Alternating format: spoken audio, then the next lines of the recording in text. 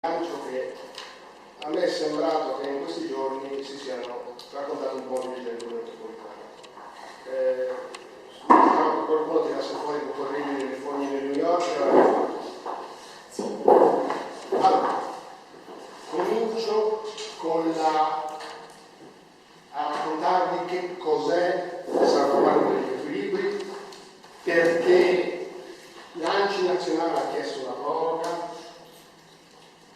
su perché la proroga non è stata data, semplicemente era dentro il decreto IVA, credo l'articolo 5, non mi ricordo se 4 o 5, comunque era dentro il decreto IVA e il decreto IVA, come sapete, non è stato firmato e quindi anche la proroga è stata firmata. Anni fa c'è anche quello, che probabilmente è il minore degli anni, però insomma noi c'è un problema sul po'. Era l'unico tema che partiva da giorno. Esatto. Esattamente. Allora, la legge stabilisce che i comuni entro il 30 di settembre devono verificare se quello che hanno previsto nel bilancio di previsione è ancora in equilibrio. Noi abbiamo fatto il bilancio di previsione non come dovrebbe essere fatto, abbiamo fatto il 2 agosto perché c'è una proroga, tra le altre cose potevamo sfruttare anche più tempo per la proroga, non l'abbiamo fatto per la vicenda della galleria. Scusa, diciamo che la stragrande maggioranza dei comuni la proroga non l'hanno adottato, per capirci, falconare, fabbricare, l'hanno adottato la settimana fa, quello preventivo, non gli equilibri bilancio. Allora, che cosa bisogna fare negli equilibri di bilancio? Bisogna vedere appunto se le previsioni fatte reggono.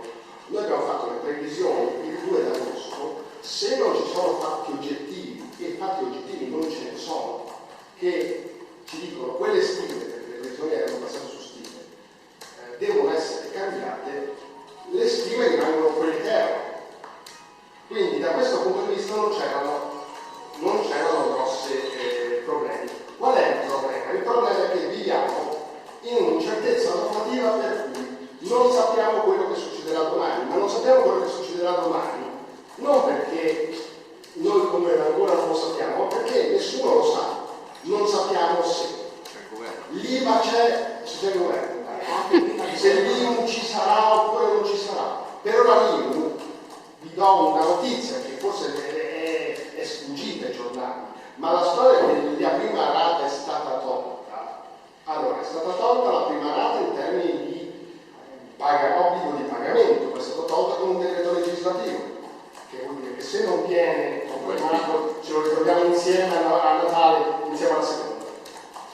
Non è stata tolta l'IMU e non è stata tolta nemmeno la possibilità per i comuni, noi l'abbiamo già fatto, di modificare l'IMU e di modificare la LIM. È stato promesso che sarà tolto, ma non lo sappiamo. La copertura della prima rata è stata stanziata in aggregato, ma nessun comune sa quanto gli spetta. Quindi in questa situazione noi sappiamo che le nostre previsioni possono essere previsioni corrette rispetto a quello che è la legge oggi, ma sappiamo anche che quello che ci mettiamo dentro su queste previsioni può essere smentito dalla legge di domani. Ok? Quindi che cosa deve fare un comune? Un comune deve rispettare la legge. La legislazione vigente ci dice le nostre previsioni, se non è cambiato niente rispetto alle ragioni che ci hanno fatto fare le previsioni ad agosto, sono queste. Però un comune previdente sa che domani potrebbe cambiare e quindi si tiene prudente. Tra le altre cose, con la prudenza noi siamo riusciti ad accantonare un altro 1,4 milioni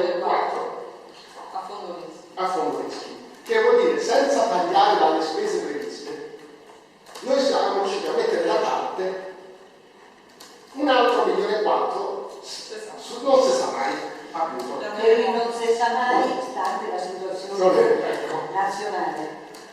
Quindi ci siamo tutelati. È chiaro che i comuni, e questo è stato chiesto oggi, credo discuteremo il giorno dell'ANCI regionale, che chiede al prefetto di intervenire per allungare i termini, il termine che scadeva oggi, perché oltre ancora tanti altri comuni, segnalo Senigallia, Iesi e tanti altri, non sono in grado oggi di votare l'equilibrio di bilancio perché non hanno questi elementi, quindi non lo votano, chiedono anche loro il rinvio. C'è un ordine del giorno dell'ANCI che chiede al prefetto di intervenire su questa cosa. Per inciso, noi come comune, dal punto di vista di quello che il comune doveva fare, poi stiamo aspettando le risposte di pareri dei revisori, ma noi come comune dal 24 settembre abbiamo tutto scritto, tutto pronto. Però sarebbe meglio per il comune che ancora, come per gli altri comuni, se arrivasse la proroga, perché votare oggi gli equilibri vuol dire che tu ti vincoli a quello che succede, e se la legge cambia e questo vincolo è contro il comune, ancora ci siamo tutelati, abbiamo messo da parte quel 1,5 milioni, però sarebbe meglio definire gli equilibri quando c'è qualche certezza su quello che devi poter iscrivere come entrata a bilancio. Quindi perché il comune ancora, una cosa, un inciso tecnico, ha una caratteristica rispetto ad altri comuni, che ha incrementato l'aliquota IMU prima casa.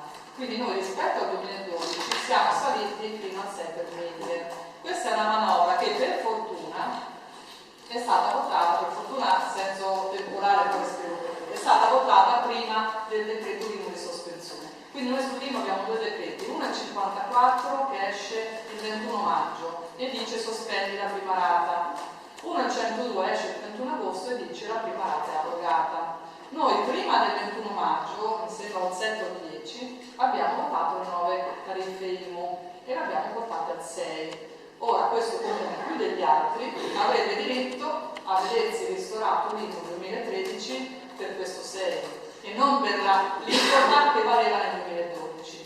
Però siccome questo è ancora un motivo di incertezza e siccome c'è una nuova legge uscita proprio a fine 2012 che dice se tu comune ti squilibri per qualche motivo interno o esterno, comunque non hai più l'equilibrio di bilancio, entro il 30 settembre puoi variare le tue tariffe in generale per coprire questo buco che si è rivelato.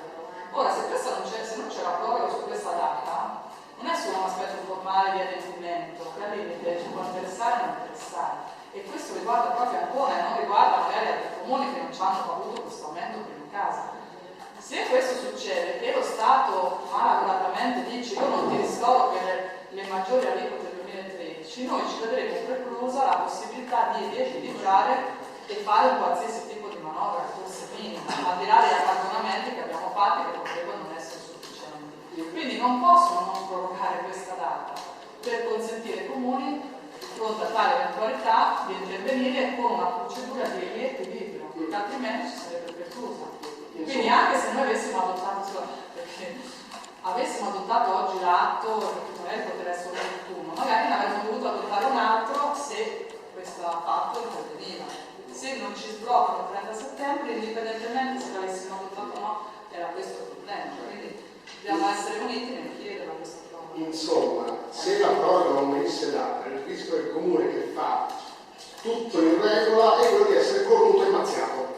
Scusate il sangue soltanto ogni tanto che esce fuori, di vincolarsi le mani su decisioni che poi farebbe fatica a rivedere data il cambio della normativa. Noi è quello che spiega tra l'altro il giorno dell'ANCI, che dice proprio questo.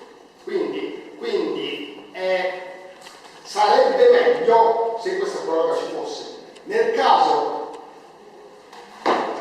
la politica nazionale dovesse decidere, o semplicemente non decidendo, dovesse lasciare lì la mancata proroga, il comune di Ancona è pronto, sta aspettando i pareri dei revisori sulla delibera degli equilibri, ma anche sulle delibere che riguardano i debiti fuori bilancio, su cui in questo periodo si è scritto cose abbastanza fantasiose. Allora, che cos'è un debito fuori bilancio? Un debito fuori bilancio è un'obbligazione che il comune ha di pagare qualcuno. C'è una sentenza, c'è stato un esproprio, c'è stato qualcosa che il comune ha fatto, ma questa obbligazione non è passata attraverso il canale normale che è delibera di giunta o delibera di consiglio. Chiedere di fare emergere i debiti fuori bilancio vuol dire semplicemente prendere questa obbligazione che è nata e intanto renderla nota al Consiglio Comunale e alla città. Seconda cosa, tutelare il terzo che deve avere dal comune dei soldi. Okay.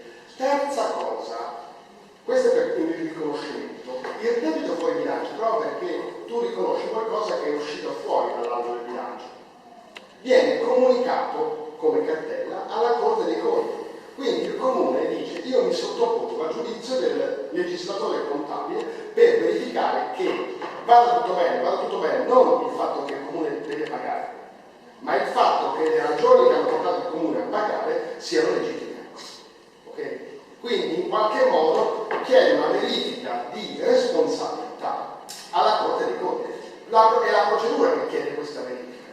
Quindi le storie che sono andate sui giornali di un comune che vuole insabbiare cosa?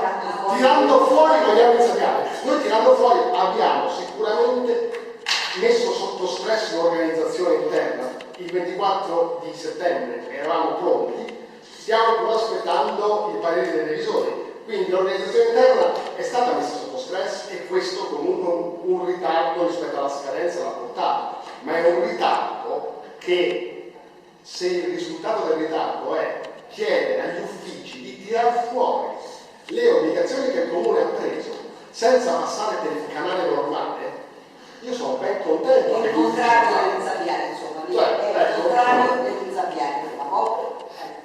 Cioè, io la storia che il comune ha delle robe così, abbiamo fatto rispetto al passato un'operazione per mettere in evidenza tutto quello che dovevamo mettere in evidenza. Assolutamente, qui per capirci, per cercare di portare alla proporzione le cose, tra l'altro 3/4 delle cose che abbiamo, delle vicende che abbiamo portato all'evidenza, come quindi poi il bilancio, sono sentenze di cause che il comune ha perso evidentemente e per le quali deve pagare i soldi. Sentenze che, come ci dice la professoressa Giardini, fino a un po' di tempo fa, adesso probabilmente l'anno scorso già no, tra nord e ma fino a un po' di tempo fa, e non solo in tutta Italia, non venivano portate come debiti fuori bilancio, c'aveva un'altra procedura. Poi è, diciamo, maturato un orientamento diverso e quindi noi abbiamo ritenuto opportuno portare, no, devo